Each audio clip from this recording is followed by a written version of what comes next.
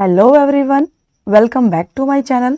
आज की वीडियो में हम डिस्कस करेंगे लेज़र चैप्टर के बारे में। लेज़र का मतलब क्या है? वो बुक जिसके अंदर हम डिफरेंट अकाउंट्स को करेक्ट करते हैं। A ledger is a books और collection of accounts in which account transactions are recorded. वो बुक्स जहाँ पे हम सभी अकाउंटिंग ट्रांजेक्शन्स को रिकॉर्ड करते हैं। ओके जैसा हमने पिछले चैप्टर में कवर किया है कि जर्नल बुक के अंदर हम सारी एंट्रीज को रिकॉर्ड करते हैं, फिर चाहे वो सेल की हो या परचेज की हो, सभी को एक ही अकाउंट में रिकॉर्ड किया जाता है। लेकिन लेज़र के अंदर ऐसा नहीं होता। लेज़र के अंदर सेपरेट अकाउंट्स मेंटेन किया जाता है हर एक अकाउंट का। सपोज अगर हमने सेल किया है तो सारे सेल की ट्रांजेक्शन्स को एक ही प्लेस पे रिकॉर्ड करेंगे। अगर परचेज किया है तो सारे परचेज की ट्रांजेक्शन्स को एक ही प्लेस पे रिकॉर्ड किया जाएगा। तो each account has an opening और कैरिंग फॉरवर्ड बैलेंस। हर एक अकाउंट का ओपनिंग बैलेंस और कैरी फॉरवर्ड बैलेंस होता है। Carry forward balance means last में जो रिमेनिंग बैलेंस बचेगा। Okay and would recorded transactions as either a debit और credit balance separate column. Ledger account के अंदर डेबिट कॉलम और क्रेडिट कॉलम दो तरीके के कॉलम होते हैं और दोनों में अमाउंट को मेंटेन किया जाता है एज अ रिक्वायरमेंट। आगे सीखेंगे इसको। नेक्स्ट, द एंडिंग और क्लोजिंग बैलेंस। और हर एक अकाउंट का अलग अलग क्लोजिंग बैलेंस कैलकुलेट किया जाता है और उन क्लोजिंग बैलेंस का trading profit and loss account बनाने में यूज करते हैं। क्लियर? तो लेज़र अकाउंट बहुत इंपॉर्टेंट होता है कंपनी का नेट फाइनेंशियल स्टेटमेंट बताने में, क्योंकि उसके क्लोजिंग बैलेंस का यूज करते हैं हम आगे ट्रायल बैलेंस बनाने में या फिर प्रॉफिट एंड लॉस बनाने में। ओके तो लेज़र अकाउंट का मीनिंग क्लियर है। नेक्स्ट, इसका फॉर्मेट क्या है? फॉर्मेट है date, particular, journal folio, amount और इसी तरीके से क्रेडिट साइड के amount, date, particular, journal folio और अमाउंट। ये डेबिट साइड है, डेबिट साइड के अमाउंट को शो करता है और इस साइड क्रेडिट के अमाउंट को रिकॉर्ड करते हैं। ओके सपोज अगर हमने किसी को सामान सेल किया, अगर कैश सेल की कोई ट्रांजेक्शन है 10,000 की, तो यहाँ पे एंट्री क्या होगी? कंपनी के पास पैसे आ रहे हैं, कैश अकाउंट डेबिट, और क्यों आ रहे हैं? सेल के कारण, तो टू सेल्स अकाउंट और अमाउंट है 10,000। अब कंपनी क्या करेगी? लेज़र के अकॉर्डिंग कैश का अकाउंट अलग मेंटेन करेगी और सेल का अकाउंट अलग मेंटेन करेगी, वो भी 10,000 की अमाउंट के अकॉर्डिंग। क्लियर? तो इस तरीके से हम लेज़र अकाउंट प्रिपेयर करते हैं जिसमें हर एक अकाउंट का सेपरेट बैलेंस कैलकुलेट किया जाता है। Okay JF means journal folio, जो कि जर्नल एंट्रीज से रिलेटेड होती है। क्लियर है पॉइंट? ये इसकी मीनिंग और ये है फॉर्मेट। नेक्स्ट अब हम पढ़ेंगे कि लेज़र अकाउंट की इंपॉर्टेंस क्यों है कंपनी के अंदर। First, it is an important for knowing the balance of each account. Company के अंदर हर एक अकाउंट का डिफरेंट बैलेंस आता है और उन बैलेंस को कैलकुलेट करने के लिए ही लेज़र अकाउंट बनाना बहुत इंपॉर्टेंट है। Next, it gives short information about each account. Company को एक शॉर्ट इंफॉर्मेशन मिल जाती है किसी भी अकाउंट से रिलेटेड। सपोज अगर हमने किसी को सामान सेल किया है तो डिफरेंट कस्टमर को कंपनी ने कितना सेल किया है, टोटल सेल कंपनी कैलकुलेट कर सकती है लेज़र के through. Okay next, it is needed for making trial balance. Laser account का जो बैलेंस आता है क्लोजिंग बैलेंस, वो बैलेंस हेल्प करता है ट्रायल बैलेंस को मेंटेन करने में, तो लेज़र अकाउंट इसके लिए भी इंपॉर्टेंट है। Next, it helps is knowing how much amount is due from each customer. Laser account help करता है कंपनी को ये बताने में कि हमें किस कस्टमर से कितने रुपए लेने हैं, क्योंकि यहाँ पे हर एक कस्टमर का सेपरेट अकाउंट मेंटेन होगा। तो इस केस में कंपनी को ये बात पता लग जाती है कि मुझे राम कस्टमर से, श्याम कस्टमर से कितने कितने रुपए लेने हैं। And how much amount the firm has to pay to each supplier. उसके साथ ही कंपनी को ये भी इंफॉर्मेशन मिल जाती है कि हर एक सप्लायर को कंपनी कितनी कितनी पेमेंट करेगी।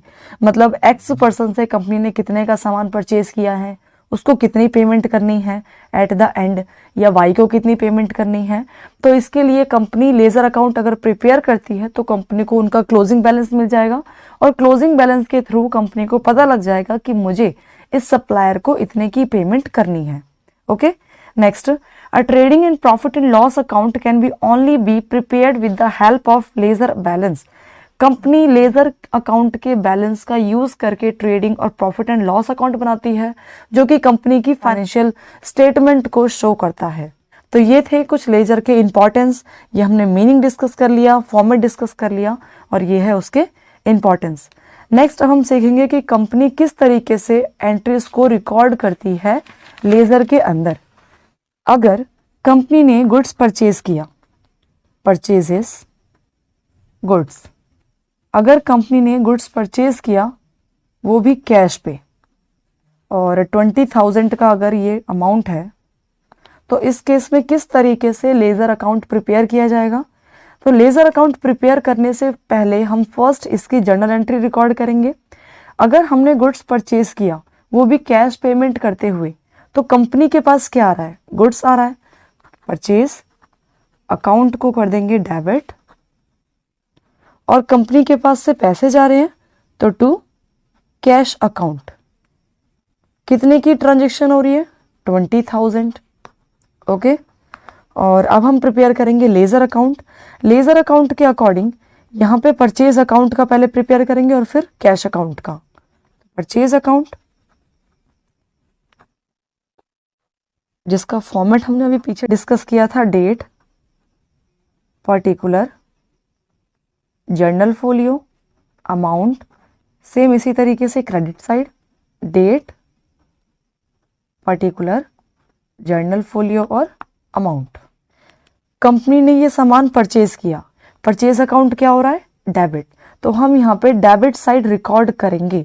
और अगर डेबिट साइड रिकॉर्ड होगा तो टू वर्ड यूज होगा, और अगर क्रेडिट साइड रिकॉर्ड करेंगे ट्रांजेक्शन तो बाय वर्ड का यूज करेंगे।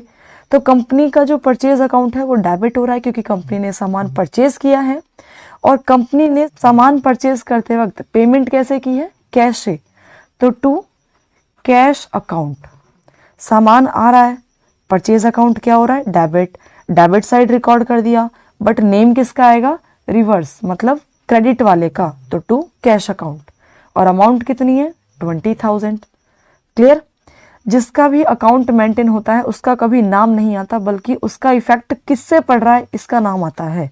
जैसे इस ट्रांजेक्शन के अकॉर्डिंग हमने परचेज किया, बट परचेज के कारण इफेक्ट किस पे पड़ रहा है, कैश पे, तो कैश को रिकॉर्ड करेंगे। एक ही ट्रांजेक्शन है परचेज की, तो ये परचेज का ओनली एक ही बैलेंस रिकॉर्ड कर दिया, ये कंप्लीट। अगर हमने लेजर अकाउंट में इतना ही रिकॉर्ड किया तो ये क्या कहलाएगा, ओपनिंग एंट्री।